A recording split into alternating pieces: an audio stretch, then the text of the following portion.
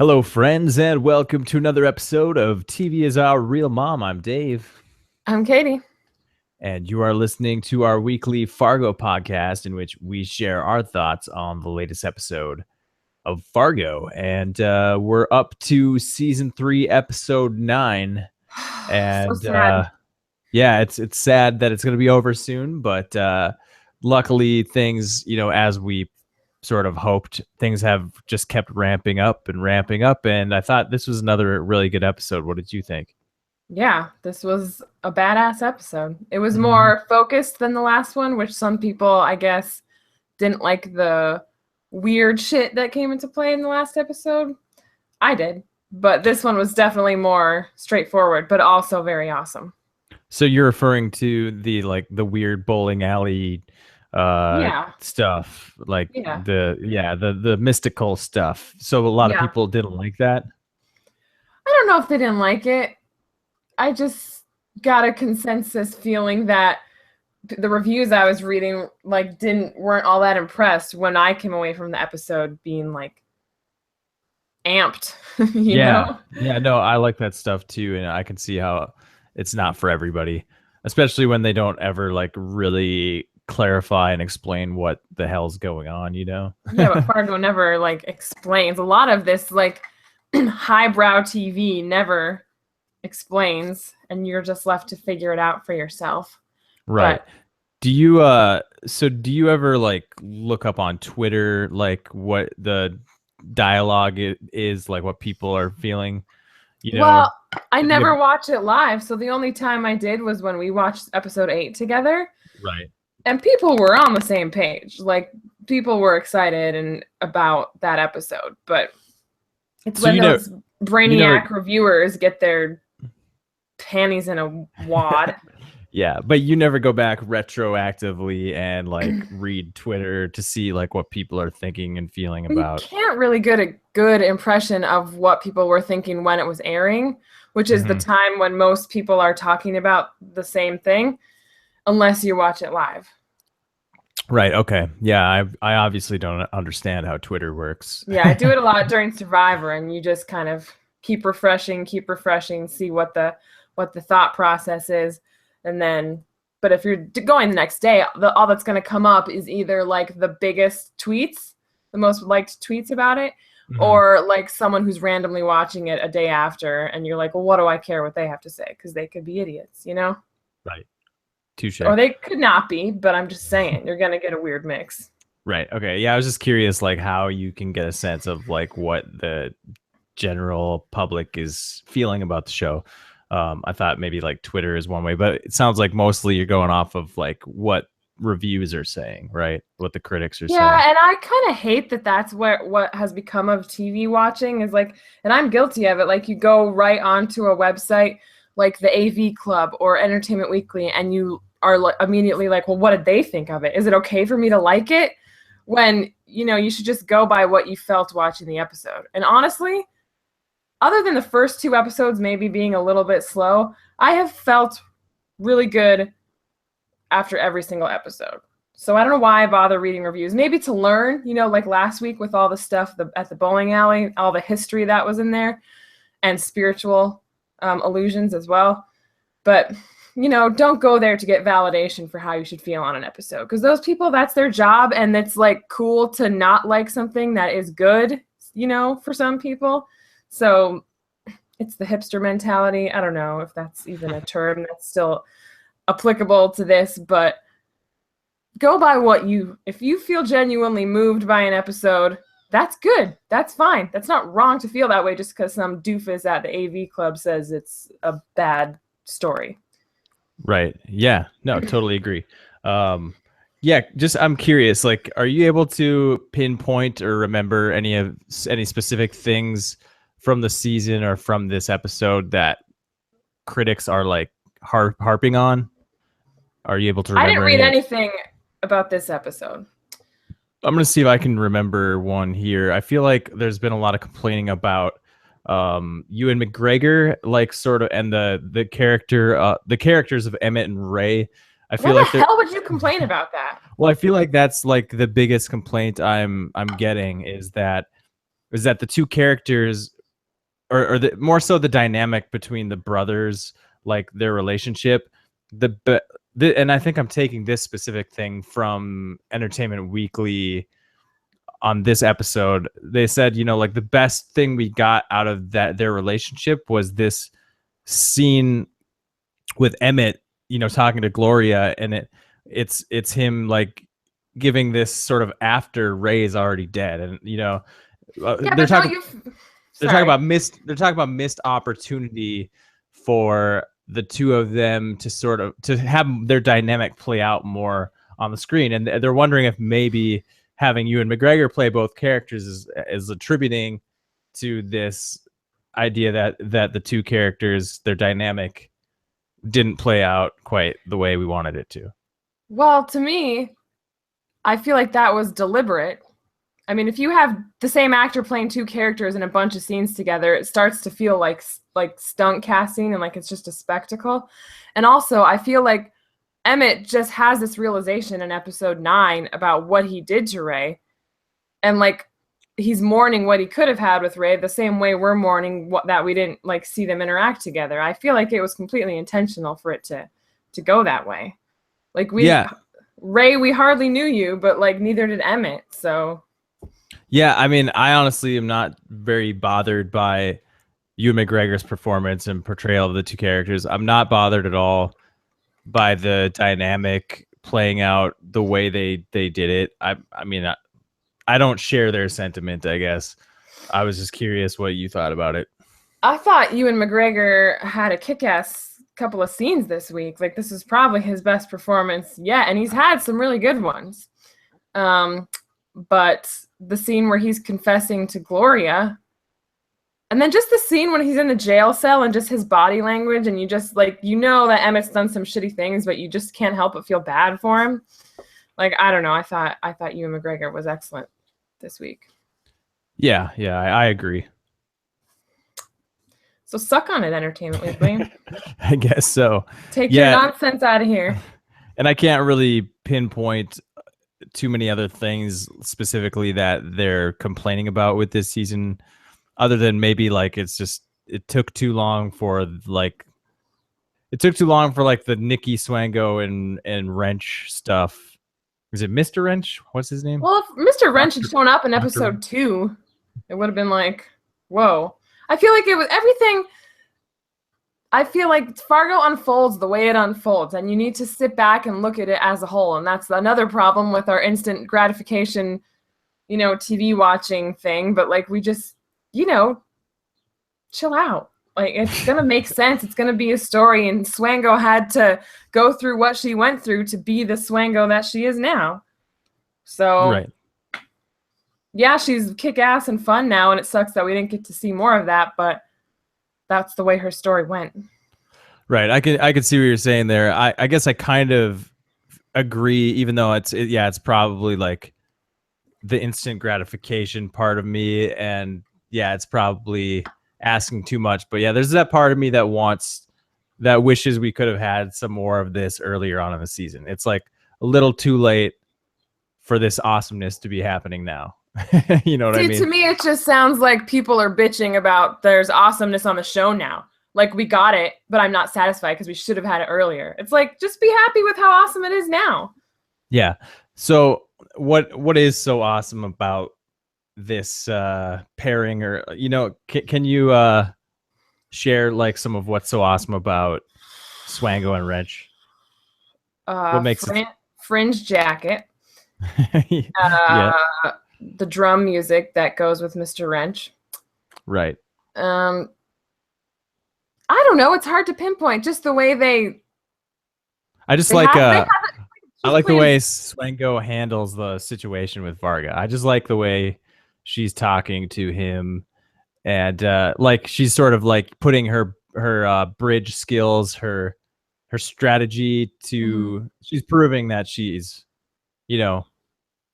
because early on at the very beginning of the season, we're kind of led to believe that she's like a really smart criminal, and then very early on we question, like, is she really that smart? Because she does some stupid things and says stupid things. But like, this is where we finally get to really see her go to work when she's working over Varga Mhm. that meeting. So She's basically playing. All she wanted to do is play bridge. She's just playing it with higher stakes. So like she's bred for this. right, yeah, and yeah, Wrench is just cool because I mean he doesn't talk at all, but he doesn't But have to. he's still no, exactly. He doesn't need to say anything. And for Yeah, them to like, a couple of misfits like that were on their way to prison, just randomly, tied together to like they've clearly spent the last 3 months researching or whatever, but to just get one over on Varga, who apparently it's nearly impossible to get one over on, and to be so calm about it is pretty. It's hard not to love that. right. Did she, in this scene, did she uncover anything about Varga? Like, because it seems like she was kind of like saying to him, like, are you important? Like, are you really, who are you? What do you do even? Um, she sort of, puts this on him. Do we get anything from that tells us who he is? Or does he pretty I much don't just play think it off? so, Yeah. but I still think she came out of that meeting the victor. But I do think that you can assume that she's onto something though, right? That Oh basically yeah. our theory from a couple episodes ago that basically Varga is like pretty much a nobody. Hmm. I think that's looking more and more possible with this, conversation. I have a feeling that maybe Nikki and Wrench already know who he really is. Like they're Right. not there. Their goal is not to get the money. Like that's a ruse. Okay, Like they're what's their goal? Just revenge? to put, you know, put justice on the wicked, like the guy told them to. Yeah, That's why like at the end of the episode, the guy gets the real books that Varga's been working with, because that's what they stole from the truck, and they sent it to the IRS guy. mhm. Yeah, like I think Varga even asks her, he's what do you want? And she's like, I want to hurt you. Mm, Um, basically, she says she wants to see the look in his eyes when I take something from you, or something along those lines, right? I think Um, so. and then Varga's like, I'm beginning to really dislike you, and and she's like, good, Yeah, which is awesome, it was pretty baller. baller stuff. She was pretty baller. Um, apparently, the company that Varga says he works for is it Narwhal? Yeah, and now I remember that they have mentioned that in an earlier episode, perhaps even the first episode. Do you remember narwhals like as a thing? Sure, they're sea unicorns. Yeah. Yeah, wasn't that like a big song or something though, like a couple of years ago? Song? I don't Yeah, it remember a like popped up song in about a it popped up in narwhal. commercials and stuff Oh yeah, it was a commercial with the narwhal. with the I don't narwhals. Yeah. I don't remember what it was for. It was Yeah. I just thought that silliness. was really weird. That's what I thought of when he said narwhal. Yeah, it makes you think because they don't choose their names randomly in this show. So like what does narwhal refer to? Unicorn meaning it doesn't actually exist, but narwhals are unicorns that do exist. Right. So I don't know. Maybe narwhal is a brand of ice cream or something. Sounds like that'd be a good name for an ice cream brand. Because I know Varga likes to eat ice cream on the toilet. So Oh God! Every episode it never fails. They find a way for me to go. And ice cream is good, But when you see someone like that just pounding it in a bathroom stall with those teeth and that look in his eyes, no, thank you. it had to be chocolate ice cream too. Like Oh yeah, couldn't have gone with vanilla or something or strawberry. you can see why the mental image of Varga's teeth would keep Emmett from telling Gloria anything. Like it's a terrifying, disgusting image. Oh yeah, gross. Ew. Okay, so we talked a little bit about Swango and Wrench. I mean, they What a did kick-ass team name, Swango and Wrench. yeah, they did some other cool stuff before the big scene. Basically the hijacking of the semi, like you mentioned, was pretty Yep. cool. Just basically using a fake grenade, Mhm. like And then when when she meets with him, she's like, I could have used a real grenade. I just used a fake one. But it still got them out of the car or the semi, and they were able Well, it to probably was hijack. more effective because if they had blown up the semi, they would have lost some shit that they Oh needed. yeah, that's not what they wanted at all. Yeah, Yeah. she definitely did not want to use a real grenade. But they've clearly been doing like ever since December when they escaped the not real bowling alley, they've been doing recon because they know exactly where people are going to be, what to take, like how to execute this without anyone knowing. Like it's very organized. Yeah, definitely very organized. Anything else that the duo did in this episode that? Well, I don't know if you want to do it now, but since we're sort of talking about Mr. Wrench, I feel like maybe we should drill down into Mr. Wrench a little bit and, like, is his role in all of these stories, the fact that he's connecting all these stories, does that mean anything? Is he playing a bigger role here than we initially thought? What is the wrench in all of this? I don't think so. But I was wrong. I mean, I was way wrong. Like when you said, is Wrench going to mean anything in the rest of the season? I was like, oh no, he's just an Easter egg. He's probably dead in the bus. And I was way wrong about that because he's sort of become like a big part of this season now in the second half. Way a bigger character than Sai is. He's in a coma. Yeah. So, yeah, I did not see that coming. I was way wrong about that. You were right. But yeah, that's still how I feel about his role in across all three seasons. I feel like it's three separate things, and this is just where he's at now. And I don't know how deep this goes. One thing that makes me, and we talked about this a couple episodes ago too, I think one thing that makes me think I'm wrong is that, the way they featured him in season 2 at the end of the episode, doing a flashback of his childhood, why even do that if it isn't a little more relevant? So you could be onto something. I don't know. He has a heavy connection to all the bad guys in every season. So in season 1, Malvo takes out a guy that works for the same mob syndicate that he does. And so he and his partner get dispatched to take care of Malvo. And they fail, but Malvo sees him as an equal and sets him free. So in a way, Malvo kind of sets him on his trajectory that he's on when we see him in the bus. Mm-hmm. And then, of course, season 2, like Hansi apparently adopts these two kids in some form or another and just raises them up to be these criminals in his mob syndicate that just becomes this huge mob syndicate in Fargo, which gets taken out by Lauren Malvo eventually. So he's got some major connections going on there. And then here he is finally dealing with Varga, and trying to take him down the same way maybe he was trying to take down Malvo in the first one. Like, I just feel like there's all these, stories are connected, and I feel like Wrench is the connector. Right. Yeah, I guess I could see that for sure. What if, like, at the end of this season, somehow, like, because he is connected to all the villains and all the bad guys, what if it turns out like everything he's done has had some sort of malicious intent, and like he turns out to be a really bad guy at the end of the season? Like, what if the whole story of Fargo has been Mr. Wrench's story all along? Right. I just don't know what that could be, what that story could be, especially with one episode left. I don't know. And possibly the whole series. No, you're probably right. I just, I love Mr. Wrench, and I just think he is the only person that's shown up, and it's not just in some. Granted, at the end of season 2 when he showed up, it was, very short, but his connection was important. Was it important? I can't remember exactly.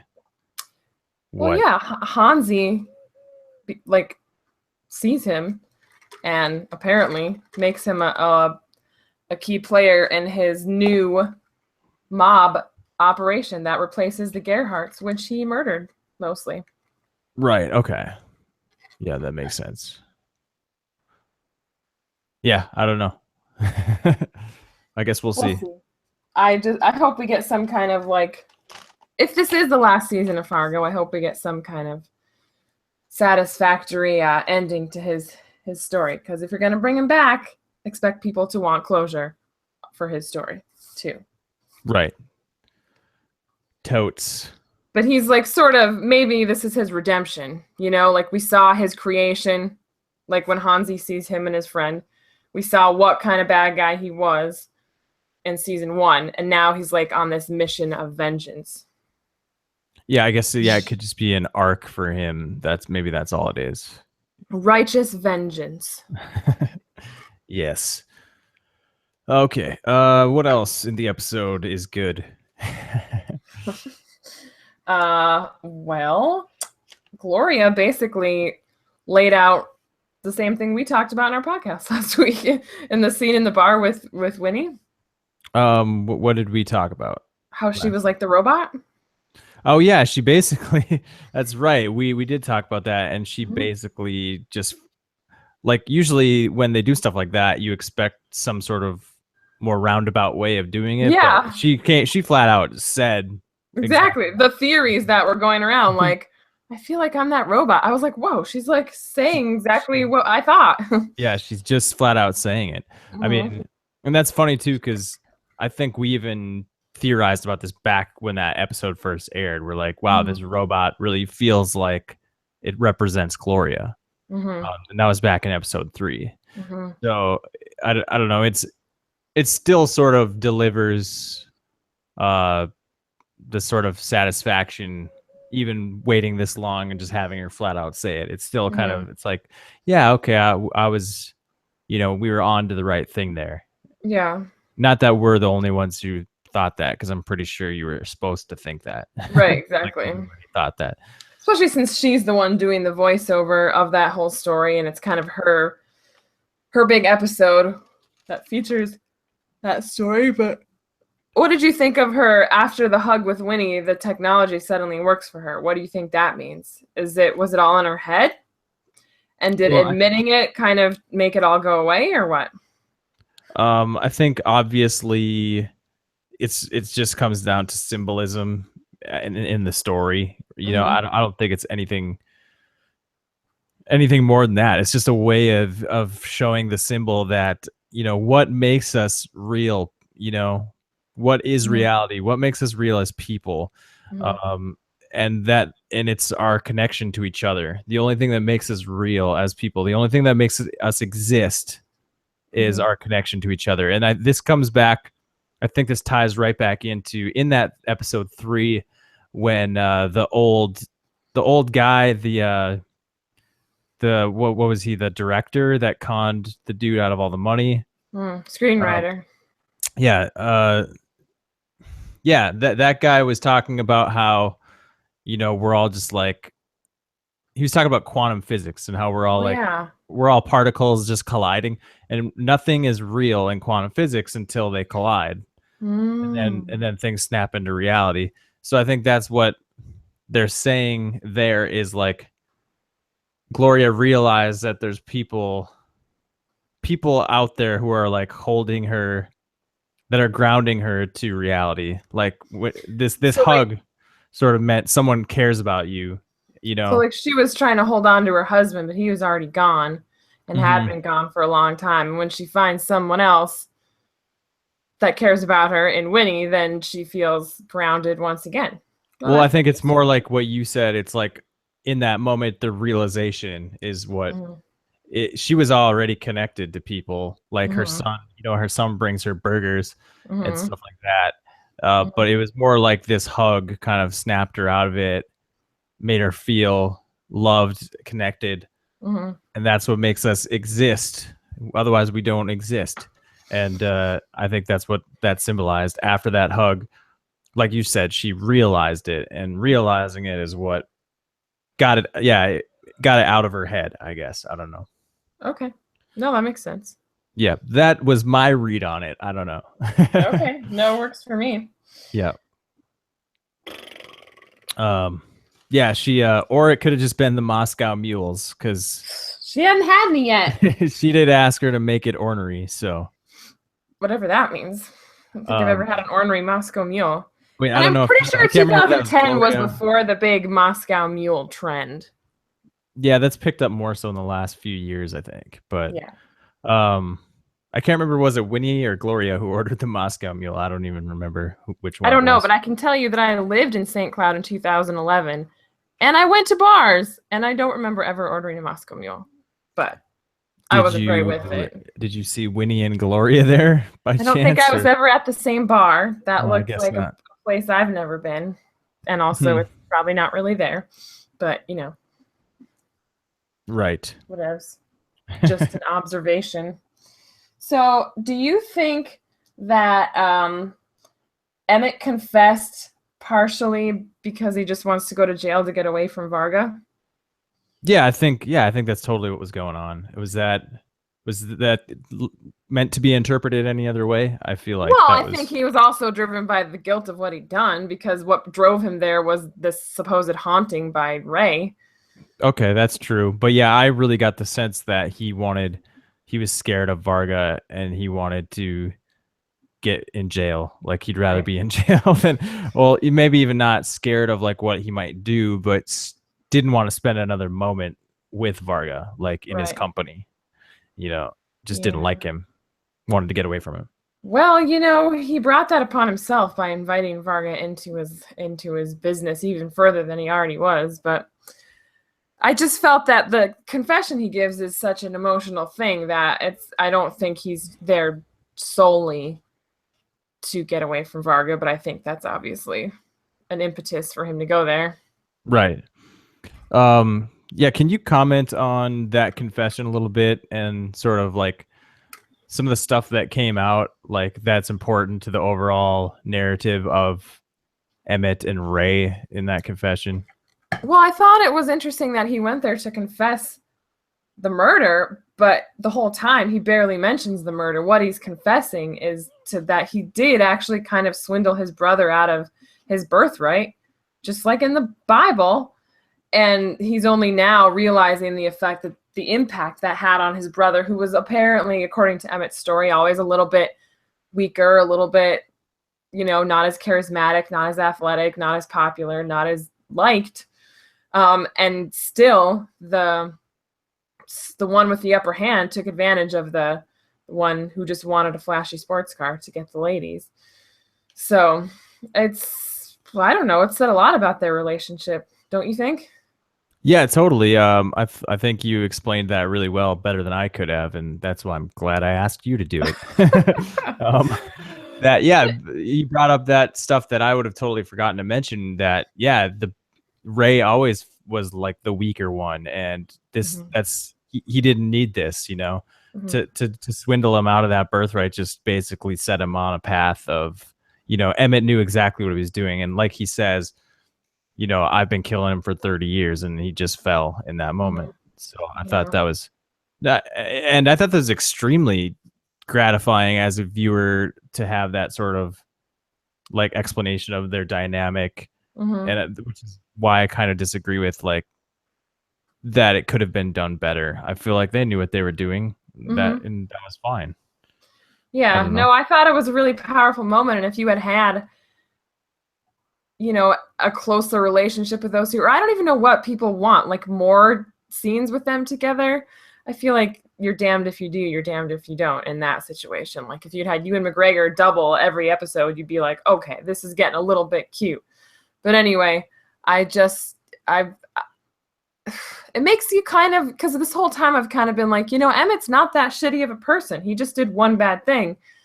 But to think about how all those years Emmett was just kind of this wealthy guy, he didn't really associate with his brother, knowing full well that he like bamboozled him, took advantage of him, and just always kind of flaunting it. It's kind of messed up. It is, yeah. I mean, but it's understandable. I mean, it's common. It's because it's a parable. Ray made the choice to take the car because that's what he wanted at the time, so. Right, yeah.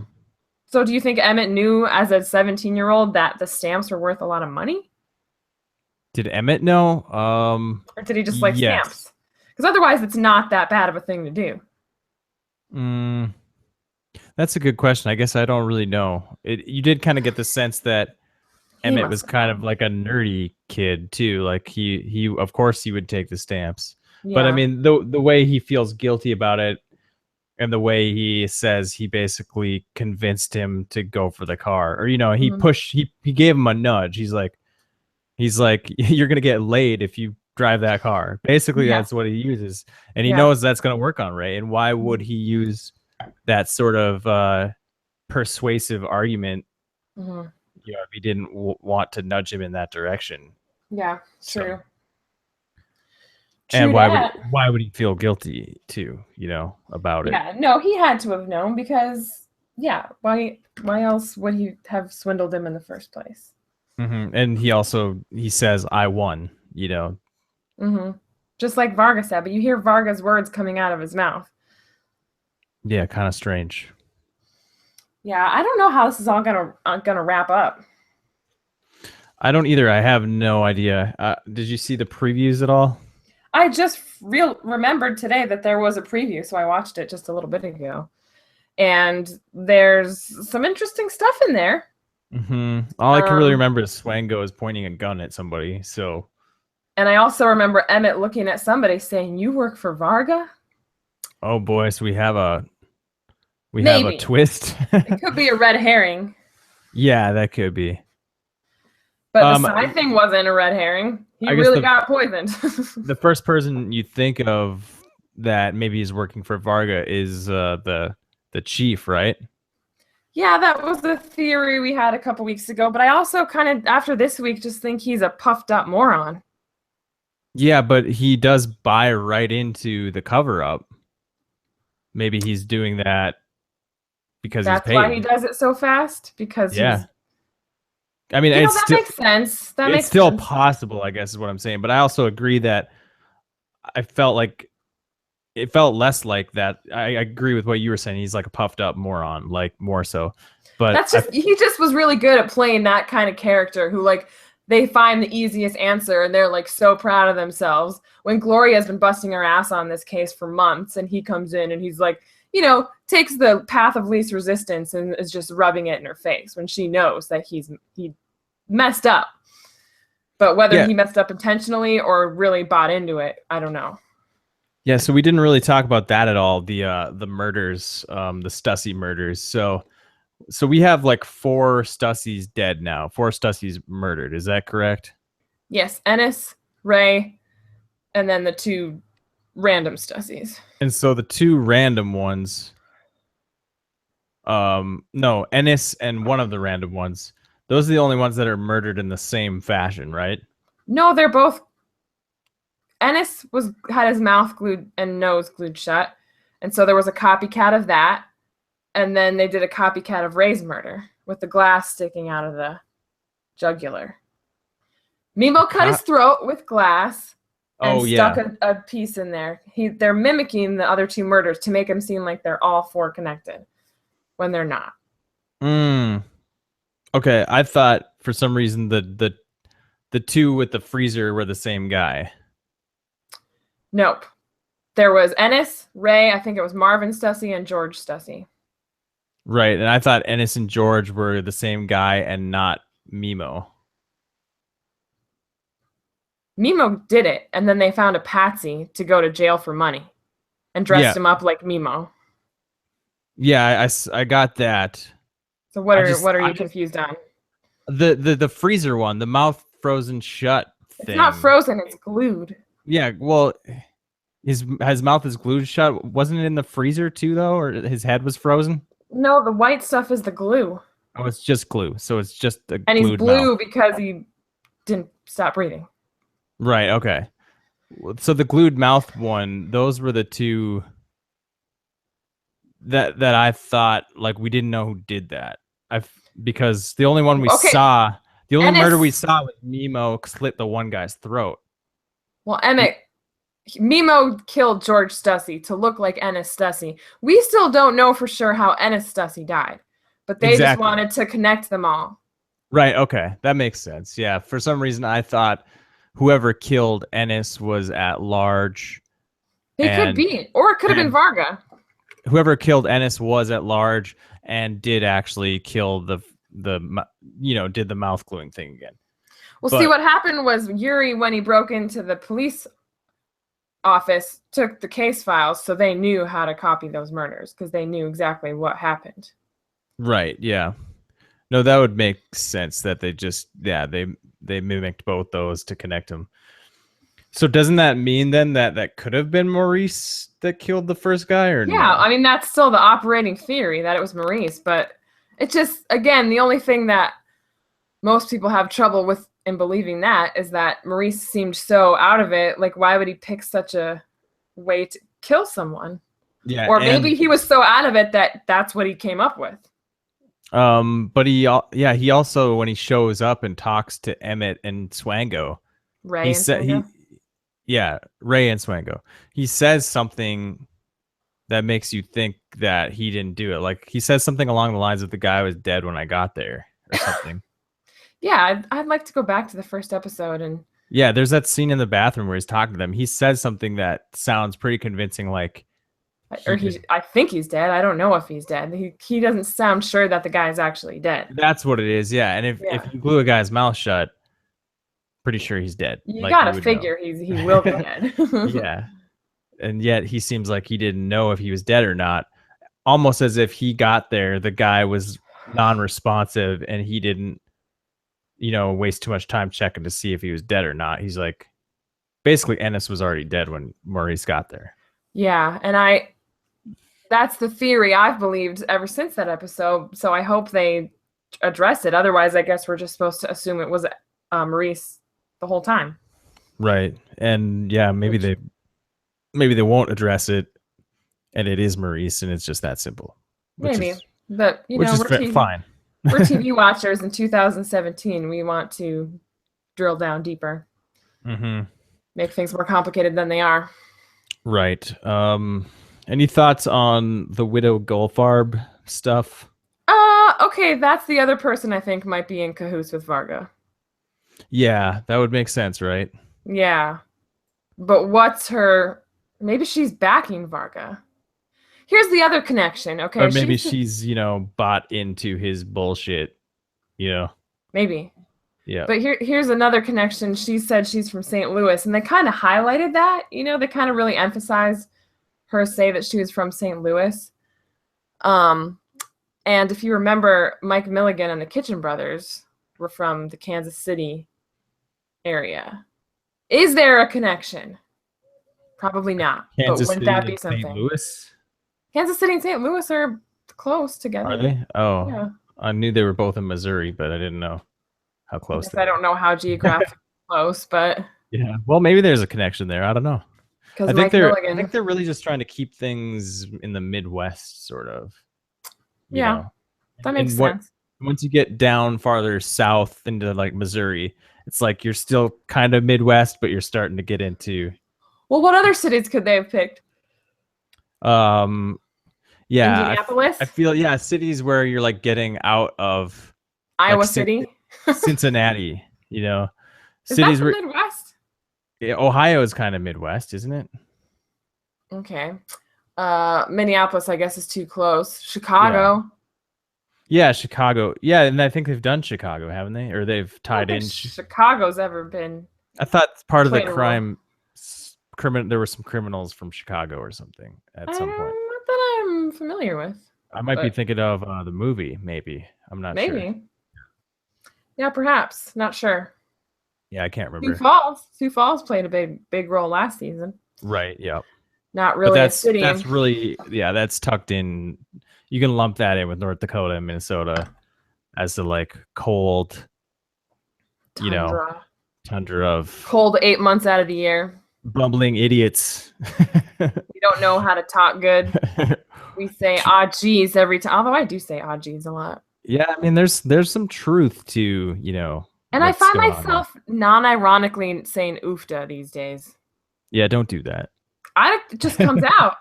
I think when you're northern Midwest, once you reach a certain age, it's just you start talking that way. Yeah, you can't help it. It's in our blood. Yeah.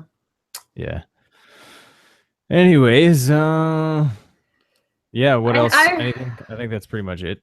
um I had some loose ends here that are loose threads that I was wondering if they will address. We already kind of talked about Goldfarb. Like, to me, the only thing that makes sense for her to even have existed, because she's like barely been in, but she's played a big enough role that you're like, what's her deal?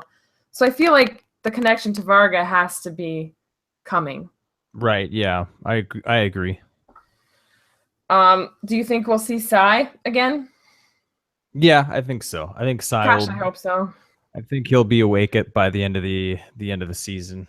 That But would I be a mean, it victory. might just be like a sort of punctuation mark at the end of the season, that sort of thing. I guess that's fine.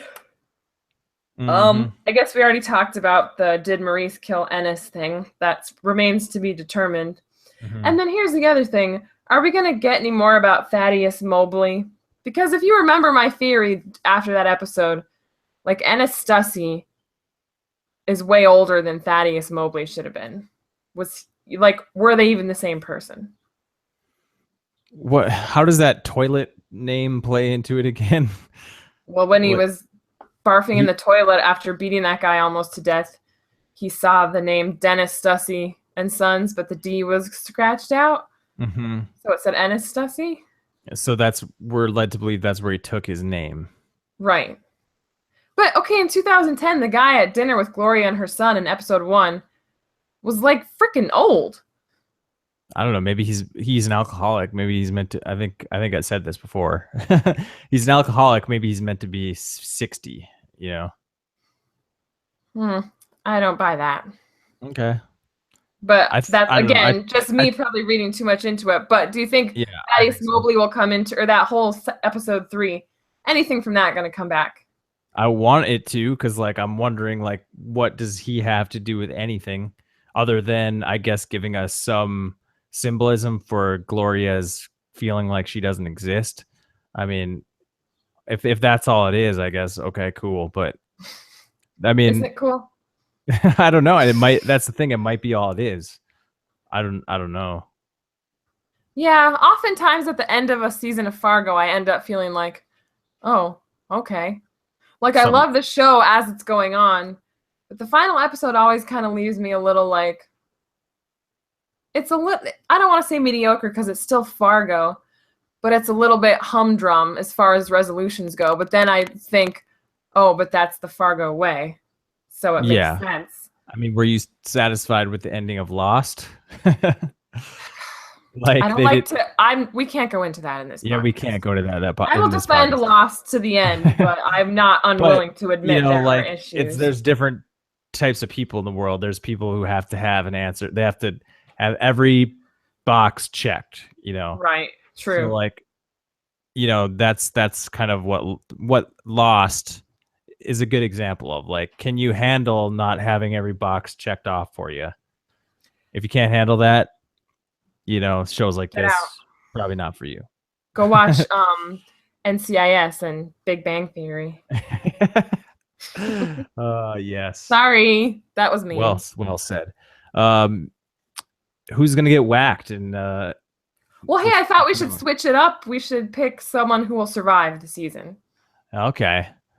I'm gonna say Sai will survive. Whoa, that's pretty ballsy for someone who's already in a coma. Well, he's gonna wake up. Otherwise, he would be dead. Okay. I'm gonna make a ballsy pick here, and I'm gonna say ballsier than Sai. VM Vargo survives. Yeah. Do the villains survive in Fargo? I can't remember. I think they usually die. Usually get Malvo and Lester do not. Yeah, we talked about this last week. They die. They all die. Not Hansi. Well, Hansi was kind of like an anti-hero. That's true. I was rooting for Hansi. Yeah, you're strangely rooting for him, even though he's arguably terrible. arguably the most evil guy. And he goes on to form a terrible mob. Well, I don't know about evil because he's been driven to be this way. I mean, he it's not necessarily his fault that he's like this, because his circumstances in his life have been shitty. It's true. Like that one episode where the guys at the racist bar are saying shit to him, you like cheer loudly when he murders them. Right. So like, no, I think it's really interesting how anti-heroes have been all the craze since like Breaking Bad and everything. And So Mad Men. You can also look at the whole Gerhardt operation as the bad guy too. And they literally all died. But Hansi was kind of a survivor of that against all odds. You know what I mean? So that's kind of why you cheered for him, because they just used him and abused him. Right. Yeah, it just goes to show that, you know, someone who's capable of terrible things, you can like understand why he does what he does and sort of root for that person. Well, look at Nikki and Wrench. Nikki dropped an air conditioner on a man's head. Yep, that was bad. Wrench has killed many people. Yeah, no, you have these anti-heroes that, you know, you sort of root for because you understand where they're coming from. And that's one of the biggest themes of Fargo, I think, is that the line between good and evil is very thin. It's blurry. It's a gray area, you know? Yeah. Like I can't say I was team Swango early on in the season, but I sure am now. Yeah, do you think we'll get Gloria and Winnie and Swango all teaming up? Man, how awesome would that be? That'd be pretty sweet. I would dig it. The trifecta. We can hope. She still owes her a pie.